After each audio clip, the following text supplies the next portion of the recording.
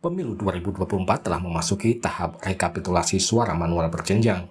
Berita utama harian Kompas hari Selasa menyebut, di tahap rekapitulasi suara ini rentan terjadi kecurangan, khususnya pencurian suara.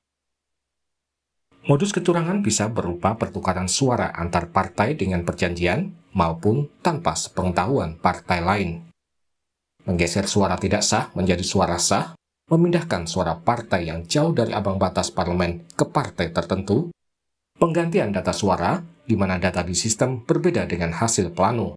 Kecurangan juga bisa dilakukan dengan mengubah angka hasil penghitungan suara sejak dari TPS.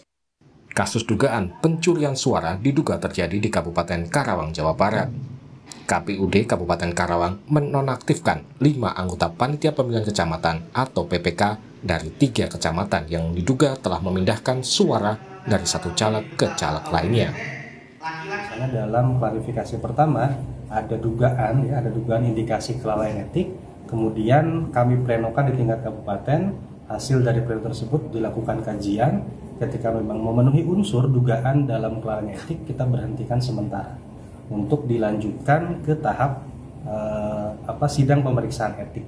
Nah, mungkin nanti kaitan dengan apakah ada suap, apakah ada motif lain yang memang menyertai mereka melakukan itu akan kita bedah secara utuh nanti dalam sidang pemeriksaan. Sementara di Bangkalan, Madura, seorang anggota PPK melaporkan ketua dan rekannya sesama anggota PPK lainnya ke Bawaslu karena diduga mengubah hasil penghitungan suara di tingkat kecamatan. Nah, itu ketua itu aktif nge-share hasil desalinan yang diinput ke Sirekap itu. Setelah saya buka, saya baca, ternyata ada perbedaan dari rekap plano yang diinput. Palembang, Sumatera Selatan, seorang caleg DPRD Kota Palembang membuat laporan dugaan kecurangan ke Bawaslu Kota Palembang.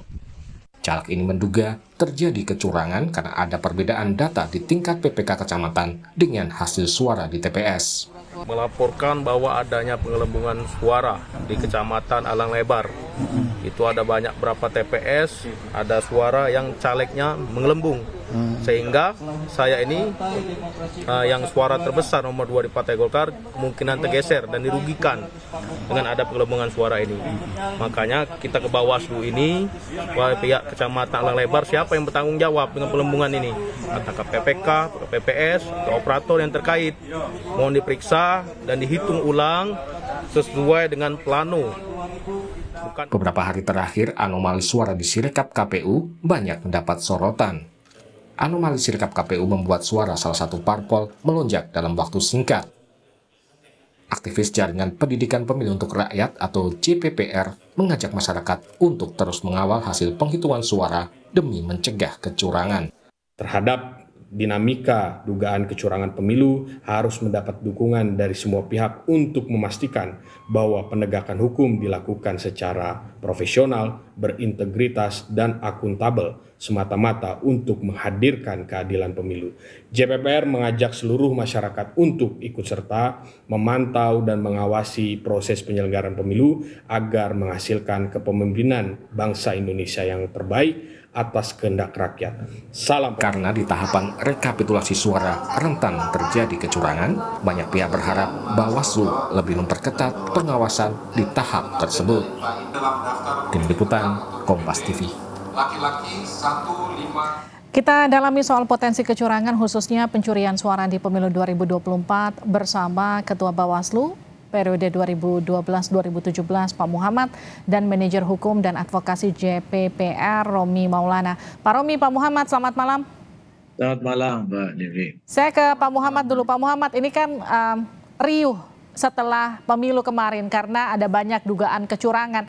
Tapi kalau Anda melihat apakah memang secara kasat mata ini lebih ramai dibandingkan periode Anda dulu atau seperti apa? Ini hal yang biasa atau bagaimana? Lebih ramai dan lebih gaduh. Oke. Ya, memang ini saya kira catatan bahwa kalau pemilu kita itu mau berkualitas, harusnya penyelenggara itu belajar dari kelemahan pemilu sebelumnya. Jadi penyelenggara pemilu itu, mereka-mereka ini kan lahir dari proses seleksi yang sangat ketat. Mereka ini orang-orang hebat, orang-orang terpilih, orang-orang pengalaman. ya KPU RI, KPU provinsi sampai ke bawah, Bawaslu RI, Bawaslu provinsi sampai ke bawah adalah orang-orang yang lahir dari proses seleksi yang sangat ketat. Maka kita berharap penyelenggara pemilu itu bisa mencermati, ya, bisa memahami dan bisa menilai mana catatan-catatan negatif pada pemilu sebelumnya.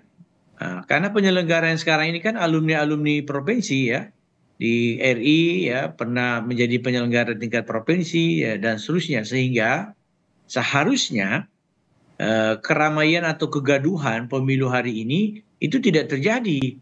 Karena penyelenggara ini sudah berpengalaman semuanya, baik di KPU maupun Bawaslu. Demikian, Mbak Livi. Oke, jadi artinya tidak belajar dari kesalahan di periode Anda, kurang lebih begitu ya Pak Muhammad? Iya, jadi harusnya itu mencermati, karena pemilu kita ini kan sama. Undang-undang yang kita gunakan di pemilu 2024 ini itu persis sama dengan undang-undang yang digunakan pada 5 tahun sebelumnya. Walaupun ada beberapa pasal yang dilakukan perubahan gitu kan, karena dianggap sangat relevan untuk dilakukan koreksi. Tapi pada umumnya regulasinya sama gitu. Artinya kejadian yang 5 tahun lalu itu sudah dipahami oleh penyelenggara sekarang. Kelemahannya juga sudah dipahami. Dan antisipasinya juga harusnya sudah lebih baik daripada sebelumnya. Pak Romi, kalau tadi Pak Muhammad katakan tidak belajar dari kesalahan di periode-periode sebelumnya, artinya seperti apa kalau menurut Anda, Pak Romi? Baik, Mbak Livi, selamat malam. Jadi berdasarkan hasil pemantauan JPPR, sebetulnya terdapat beberapa catatan ya dalam proses rekapitulasi penghitungan suara khususnya di tingkat kecamatan.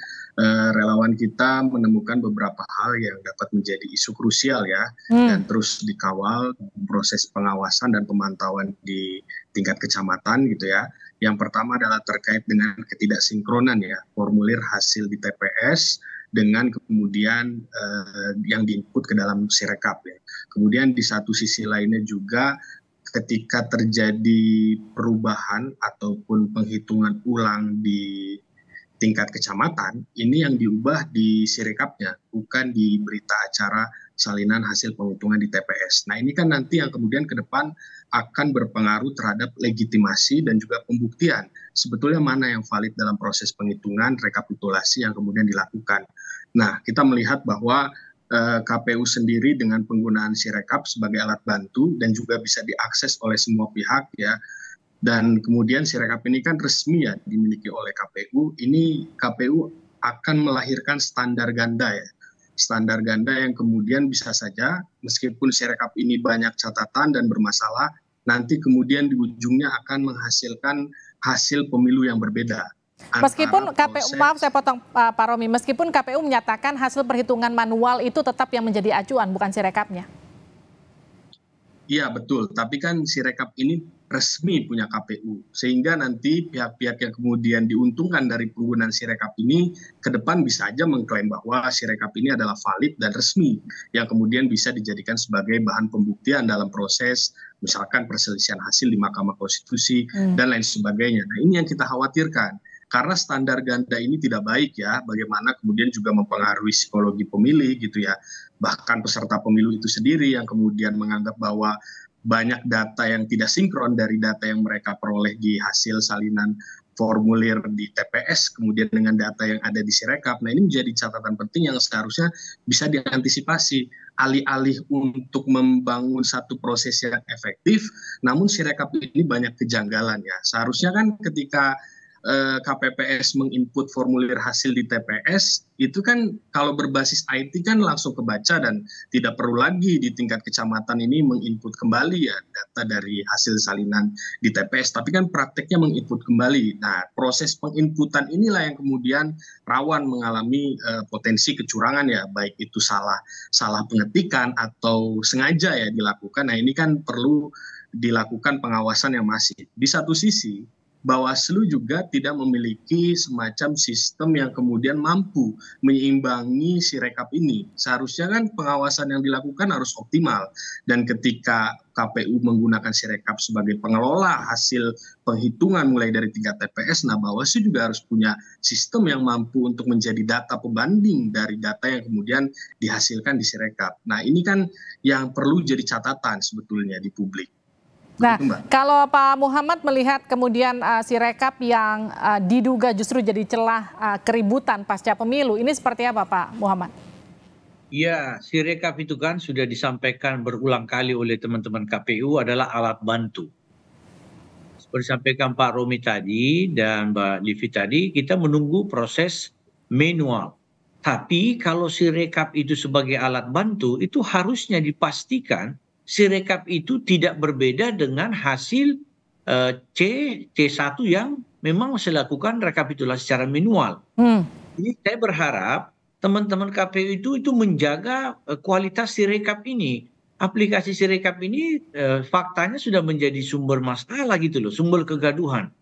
Nah, makanya kita berharap masih ada kesempatan sampai penetapan itu agar KPU meyakinkan publik bahwa proses manual yang dilakukan secara berjenjang itu adalah satu-satunya hasil pemilu yang bisa dipertanggungjawabkan. Ya. Ya, begitu. Artinya, jadi jangan sampai mempengaruhi Sirekap ini malah membuat kita ragu terhadap hasil pemilu itu. Jadi Sirekap yang seharusnya jadi alat bantu harusnya betul-betul bisa membantu, bukannya justru jadi masalah baru begitu ya di pemilu. Benar Mbak Livi. Jadi Sirekap itu harus menyesuaikan diri dengan hasil formal. Jangan hasil formal itu menyesuaikan diri dengan Sirekap.